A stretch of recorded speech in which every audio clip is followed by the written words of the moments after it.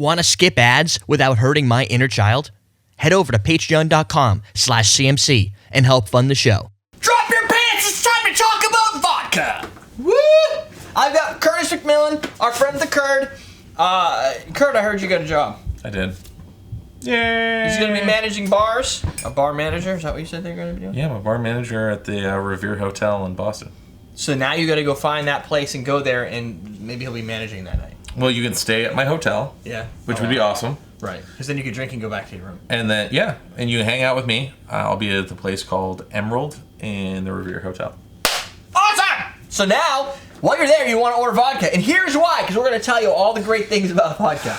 Okay. I've been fighting... No sarcasm. I've been fighting this. Everybody keeps beating me up for a history of vodka, and the title for the series, if you've seen the other series from this month, we've done bourbon, and it was how rye was killed off for the U.S. government. You're going to give me the notes on that so I can put it in my name, right? Yeah. And then the other one that we did was tequila, and that's mezcal becomes tequila. So this one is Poland and Russia go to war. Okay. Over vodka? Over vodka. And what everybody needs to understand is until 1830, vodka isn't really vodka. So the producers of vodka that have been fighting over who made vodka first are actually squabbling over something that's not even vodka. It's just alcohol. It's wine. Oh. It's a high proof wine that they call vodka. Why do they call it vodka? Because that was the name for it. Is that the Russian name for wine? Well, no, it's a specific type of spirit that was a wine spirit because distillation hasn't really kicked in yet. So from 1000, yeah, going back a ways, to 1830, vodka's not really vodka. So everything that I'm going to talk about now is going to be about the claims of individual distillers that said that they have the rights to say that they have the very first vodka. Okay? Okay, so we're going to start off in the 11th century. The first distinct Polish vodka appears, and it was utilized for medicines. Okay, so the Polish are like, oh, we're making vodka, and it's for medicinal uses. So they're making a wine that is then used for making people get better. And then... That's probably not that abnormal. In 1174, the first vodka distillery in east of Moscow is chronicled, and it is developed by the Kruger family, which produced this product. But not in blueberry form. No, not in blueberry form. That was much later. Now, what we need to remember is that they're still not producing fucking vodka. So everybody's fighting over the origins of something that doesn't even exist. Right. Okay? So Smirnoff says, oh, it's Russia and it's vodka and we made it. And then the Polish go, oh no, we made vodka. This is us. We made vodka. That's the Polish accent? It's the best I can do. And the end result of this is that neither producer is making vodka yet. Okay? So a Russian monk named Isidore. I screwed. Sir Isaac? No, it's Isidore. He's the guy that generated the recipe for the first Russian vodka. Okay? So he's building a recipe without really the act of distillation. Push forward 10 years. Russian distiller discovers that grain used for bread can also be used to produce a spirit. Woo! That's not really You can always produce something into alcohol with some sort of sugar in it. The new use for grain produces a unique bread wine. That sounds tasty. Destined to become Russia's national product. The bread wine. Bread wine. Sounds like blood wine. Okay, so they're producing bread wine, and everybody's like, oh, it's the national product. Sweet. Production of alcoholic drinks reaches its highest level ever in 1470. The Treasury insists in new revenue profits for the Tsar and introduces the first ever monopoly on producing and the sale of grain-based wines, including vodka. So still doesn't exist. The Tsar takes over and makes all beverage producers, he nationalized them. Even though they're not making vodka, They're making vodka. It's just a beer, or it's a bread wine. Which they should come back and these guys should make a bread wine. It'd be kind of cool. I bet you there'd be tons of people buying bread wine. I'd be down with that. Okay, I don't know so what it would taste like. I want some bread wine right now. 1505, according to the Chronicles of the Day, vodka is first exported to Sweden, lands like Livonia and Order of Estonia. Okay, so they start selling bread wine to the Eastern Bloc. Yeah. 1620, spirits reach Poland from Italy or Germany. So the production of producing spirits, like real spirits, pot distilled spirits, reaches from Poland. So Poland gets the first taste of that. So technically speaking, if we're going off of the distilled spirit, which we now call vodka, Poland wins. Even though if we're going off bread wine, Poland already won.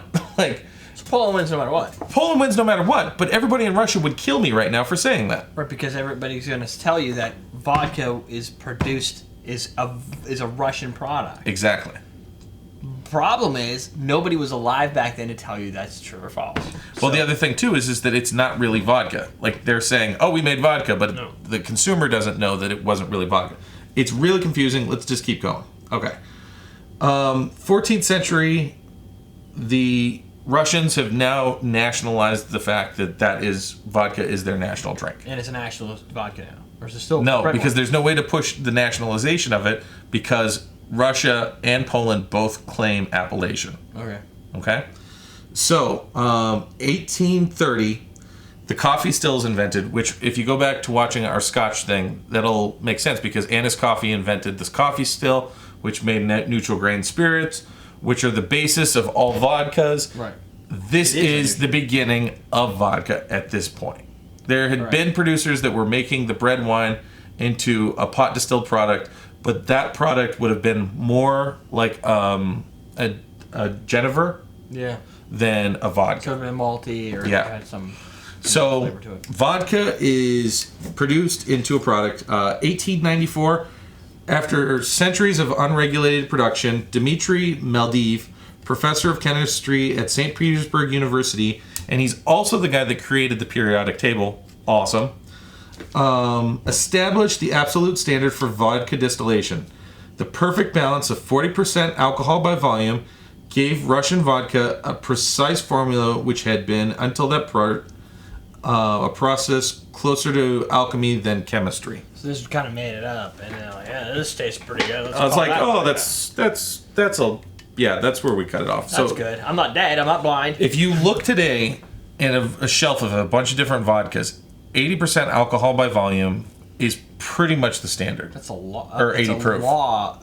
80 proof is kind of like, that's the vodka purity law, isn't it? Like you have to have, it's 40% alcohol. That's it. Yeah. It can't be 41. Well, no, because there's 39. 100 proof vodkas. And I've seen 151 proof vodkas. But have you seen them in Russia? Like, I'm wondering if in Russia that would be considered a vodka, or would it be a vodka liqueur or something? No, it's not as shaky of ground as like adulterating it. Like, adding sugar? No, because there's certain producers to try to break into the vodka market that how it works, and I'll explain the process so it makes sense to you guys, is they distill to 180 proof. It's either 170 or 180 proof. And at that proof, all the oil conjugars are gone. It's just grain alcohol and no oils, and it has no flavor. It's neutral grain spirit, okay? Or neutral grain spirit meaning that it could be made from anything, any sugar, it doesn't matter. It's just neutral at that point. Right, so if you made it out of beets, if you made it out of sugar, if you made it out of demerara, if you made it out of potatoes, it doesn't matter. It's just out of neutral. Dead humans, it's still going to be completely neutral. Yeah. And what they do at that point at the high proof is they add water. Mm-hmm. Water is the main thing that gives vodka its flavor. It sounds really fucked up. No, because I have one down here. This guy, where everybody brags about their water. These ones, I think, is I have another Smirnoff down here. I think it's these guys. I think it's Blue Tahoe Blue. It's from like Lake Tahoe or something. Okay. And they're like, this is awesome because it's from their place. And the water made a big difference. So that's like the whole motif is about their water. Yeah. Not about the fact that it's vodka, but it's about the fact that it's vodka made with Tahoe. Yeah. Blue. So then and beer is the same way in Germany. Like if you want to get a specific beer from Czechoslovakia and you want to get another beer from Germany 100 miles away, it's going to taste different if they're not using the same source. Yeah. Okay. Broken So we've shadow. gone through 1894 where we set standardization. 1934, the Great Depression kicks in Russia, and Really? Smirnoff sells the company to a American company, and it is then moved to America. Into Connecticut. Yes. Norwalk, Connecticut. It's right here. Produced in the USA. So the product that... That started it all for Russia. Right. And I was waiting for you to say something. Otherwise, I'm going to have to stop you there and tell you this is not made in Russia. This is No. made right here. Right here in the US. Well, it gets even better because a couple years ago, the Smirnoff family. Now, is it Smirnoff or Smirnoff? Because I've had Russians tell me it's Smirnoff. It's not. There's no C. You know what? When You it don't comes care. to the pronouncing game, I'm just not going to play that. I don't know. I'm just bringing it up now because I've never spent. somebody right now is like, he's saying it wrong. know. He's saying it wrong. No, still saying it wrong. 5th time he said it wrong. I've never spent the amount of time in research on vodka that I've spent in scotch. It's just never going to Slowly. get. Yeah. Okay, so the original family that hit during the Depression that sold the brand off tried to reproduce the same product back in Russia, and they got sued big time. Well, they sold it. Well, they didn't come under the Smirnoff name. They came off their original family name, but because the original family name is tied to Smirnoff, Smirnoff was like, not New name. happening. What was it? Do they need a new recipe or a new name? It was the name. So they could take that same recipe of making vodka Yeah. and putting it under another name. The problem is they lose all their marketing validity Yeah. because that name means... It's like Osadrakes, or it's like Common Cocktails. My name is what makes this. Otherwise, it's not Yeah. this. Okay, so this moves to America. The company that owns it gets eaten up and eaten up and eaten up. It is now owned by, take a wild guess. Norwalk, Connecticut. Owned by who? Oh, it's owned by Diageo. It I is cheated. Diageo. It's on the bottle. They're nice enough. You starting to see a theme here? Yeah, it's also kosher. Like it's kosher. Yeah. Yes, Diageo is the holdings company for every brand, basically. It owns everything. I mean, if they know what they're doing, it doesn't necessarily mean it's a bad thing. It just means if you're trying to buy something that's not owned by the man, and Yeah. you've qualified Diageo as one of the men, Yeah. then you have to go look elsewhere. Yeah. Okay, so vodka is being brought into America through a really funny trade agreement, strangely enough, with Coca-Cola. Coke got vodka, and in return, Stoli got to bring their product into America. Choop, Stoli. We'll get backs out of here. So the end result of this is that vodka's coming in during the 70s, but it's not really taking off. Like, a lot of the guys at this point are still doing the Mad Men thing. They're drinking scotches. They're drinking blended bourbons. It's just drinking... It's not really something... They were doing the right thing. It was like 7 and 7 time. So... That was better time Yeah. than drinking vodka. So the 80s kick in, and it's like excess... So what do we do in the 80s? Yeah, it's like Lamborghinis, funny dancing, Right. white suits, and then everybody wanted to go to the nightclub and they wanted to drink something different than like brown spirits. So what's white, doesn't taste like anything, is readily available? Vodka. So vodka explodes. Okay, so in 1978, vodka takes over as the #1 spirit in the whole world. And that's all because we decided to consume too much of it. Yes, we decided to just drink just tons of it. Yeah, well, they weren't drinking this because this is not that good. Well, The hot. it's personal opinion. No, it's not hot. Right. I just want. I mean, that's the other thing. How do you bring the heat in here because you're pulling a lot of the oils out, right? So you're gonna lose. Okay, so artificial flavors, infusions, and Nice. other things like that are This- how you get into the This should be hot. donut vodkas, Oh, dude, that is awesome. cupcake vodkas. Like all of these are either infusions or they're artificial flavors added to the neutral grain. I wonder if this is artificial because, like, donut vodka tastes awesome. This doesn't have the heat. Like, if I was to right now, if I took probably not blueberry, if I took this and I threw all my hot peppers into it, Yeah. even after a couple of weeks, you sip on this, it's gonna light you up. Yeah. Right, because high proof alcohol, I mean, the other thing is, if really 100 proof makes it better, right? You want to pull out with a lot of alcohol. Yeah. To get that flavor out. But I'm gonna guess that's not real. So that pretty much puts us where we're at with vodka.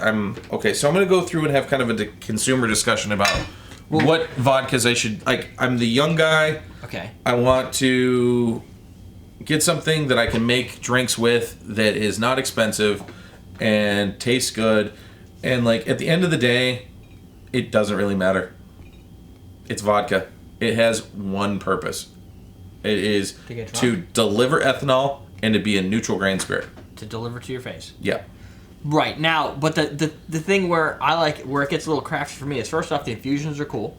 Mm-hmm. The more authentic and flavorful ones are even better, because you can create all kinds of cool cocktails. Chocolate vodka is awesome. Oh. The Bison grass is a little bit different. Like we pulled this out as our Polish representative, but Bison grass, the grass in it, and I'm not sure how this works here, but I know it was usually illegal because it's poisonous or something. If you eat it, and you die.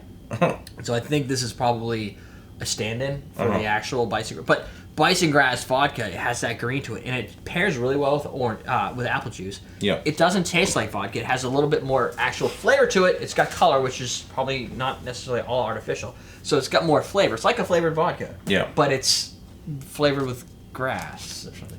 It's similar to like the Oddka's fresh cut grass. You like some grass? But it doesn't taste like grass. Fresh cut grass vodka is pretty damn neat. Yeah. Do you want to talk about when you're not a college kid? Okay, so the other thing that's coming down the pipe is that you have micro by name distilled products like Tito's. Not really micro anymore. Yeah, they were like, what, 10 years ago? Yeah. They've also exploded. Grey Goose is ultra premium.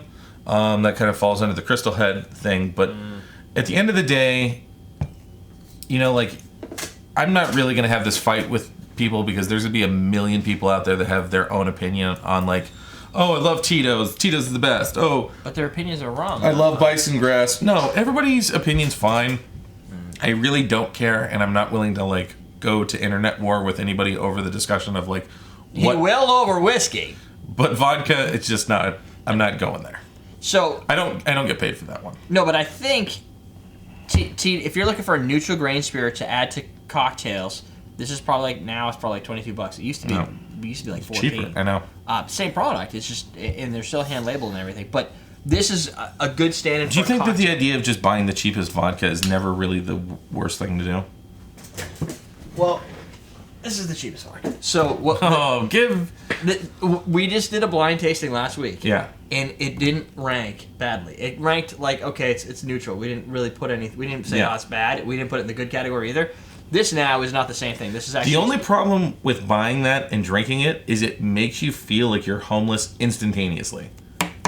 Yeah. Yeah, but this is actually not the original. This has been 6 times filtered through a Brita. Okay. So the Brita one actually came out a little better. Lost a lot of character. Yeah. Like, not necessarily that it started with a lot of good character.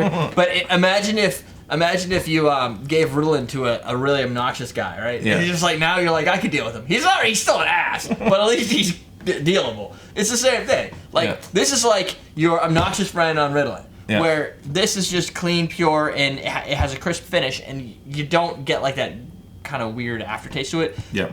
But this is not much different than what I just said. A little sweeter. Yep.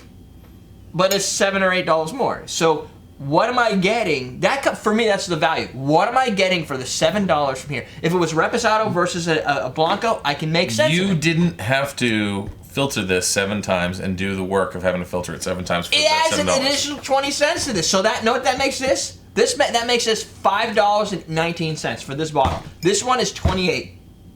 It didn't take long to filter this.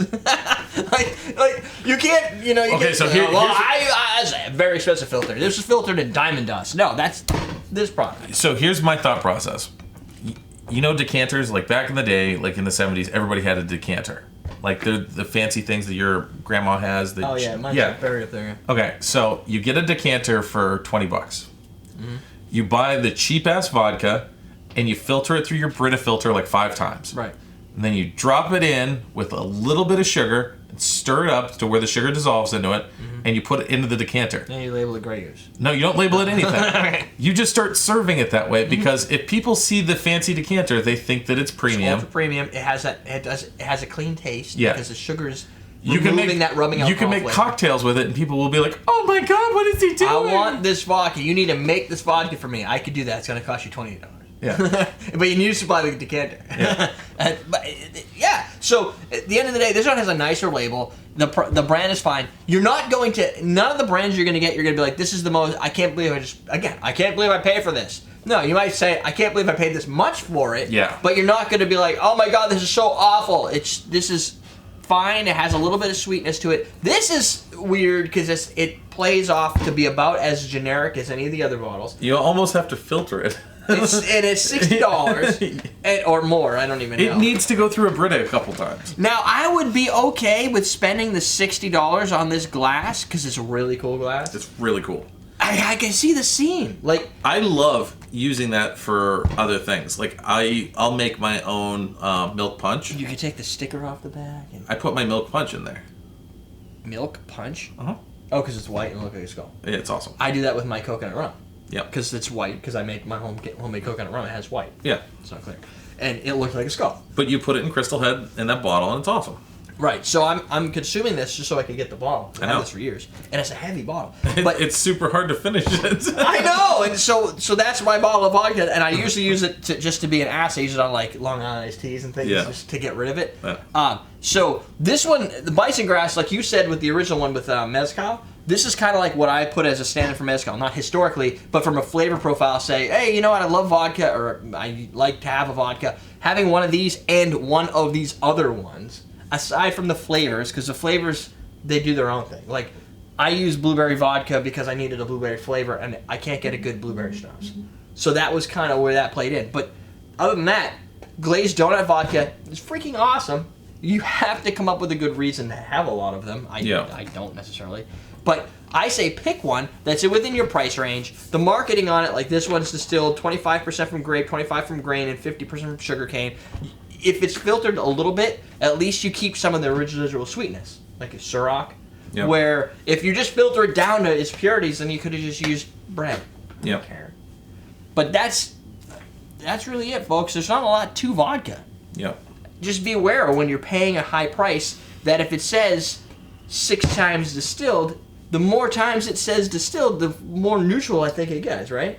No, it's a marketing thing. I know, but after it gets more money. We talked originally about the coffee still and how that affected the production of vodka. Now, how the coffee still works is that the sugary fermented beer comes down through the top of the still, and up through the still comes steam. Now, what we know is that heat rises at different temperatures. Exactly. So each plate in that still is a different temperature because of heat rising.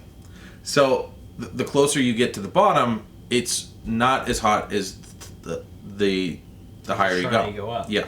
So at a certain temperature, there's a plate that pulls out pure alcohol. Mm-hmm. Like the alcohol and the steam separate at that different temperature. So it's just pulling out tons and tons of neutral grain spirit. Now, what they're saying, which is really fucked up from my perspective, is each plate in that still is a distillation, which is not true. It's not like, oh, let's like do one plate and then start over and do another plate. Right. Like I have to start the still all over.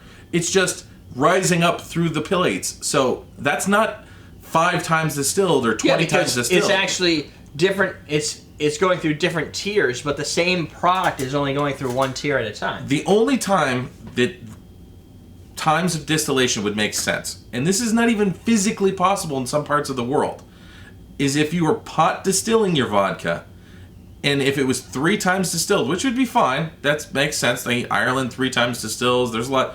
Auchentoshan 3 times distills. Like fine, but to get to 180 proof is physically impossible in a pot still. Because you have other stuff in there, right? It's just too difficult to separate that much, like to get that much separation. Right. So, but the whole purpose of redistilling in that case is to get more pure and more pure, right? Yeah. This is taking different pieces of the product out 6 times. It's not doing the same raw product through it 6 times. It's one time distilled. Right, but through 6 phases. But that's not even true, because if something gets trapped in that coil or copper or roof and it's pulled off, it can't make it to the next one. Oh. Another subsection of that heat will rake it up there, Yeah. right? So that product that's already dripped out, it's not being distilled the second, third, or fourth, or fifth time. It's already in there. Yeah. Then the guy that made it to the 6th one, he might made it through the other ones, but he didn't stop and like visit and kill the next one. He just went up to 1. So it's really all one time distilled from different elevations. Yeah. It's elevation distilled. That would be great if we opened a vodka company and said like 6 times Elevation. elevated distilled. It probably gets sued for that because it's not a more law. truthful. Right, it's more truthful, but and I'm not saying that makes Tito's crappy. It's cheaper. Typically, when you see the distillation number, it raises the cost. Let's take this into perspective. I'm going to probably get in trouble for this, so I'm going to say that Derrick told me to say this. Okay. Okay, first off, that product is under, what's it called when people, like, consumers sue you because you're not being truthful? Class action. They're under a, These guys still? yes. For what? Not the illegal okay, pour. now I'm not, let me go backwards. From what I've read, I just did that. there is a class action lawsuit pending Okay. against Tito's because of the use of handmade in their label. There's a handmade label. No. But it used to be handmade. Okay. Right. And their reasoning for this is that at their tiny distillery in Austin, Texas, they're still producing off of their original still. Right. Which then means that the billions and billions of gallons that they produce, Have to come to that same place. no, is handmade because of the one little still. Oh, so it's almost very similar to the Boston or Samuel Adams being a Boston beer company, but they're way too big to even. They're not even in Boston. There's no way that they could produce out of that little tiny factory. Right. So where's the rest come from? It can't be handmade. Okay. But marketing Or if wise, they're really large. consumers are unhappy with the fact that they're telling people that it's handmade. But I think it's because it's part of his name. What? This is Tito's Handmade American Vodka, or Handmade Vodka. That's the name of the product. Tito's Handmade. I understand. Isn't that a Yeah, loophole? but that no, because that's the class action Yeah, lawsuit. you're Is you can't say declaring it. handmade Right. if it's sent to a. Now here's the thing that I'm thinking is interesting, is that if it's distilled 6 times at the factory in Austin, Texas, there's no physical way that the stills that they're using at the mega distillery are the same stills that they use at the little distillery.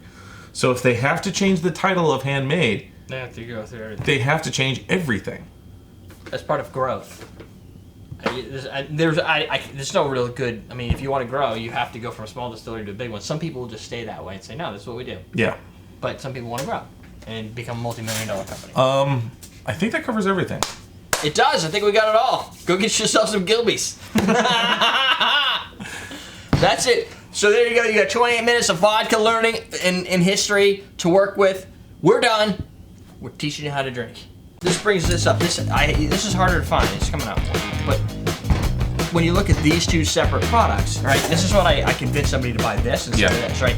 This is $14, or on sale it's like $12. This is like $16.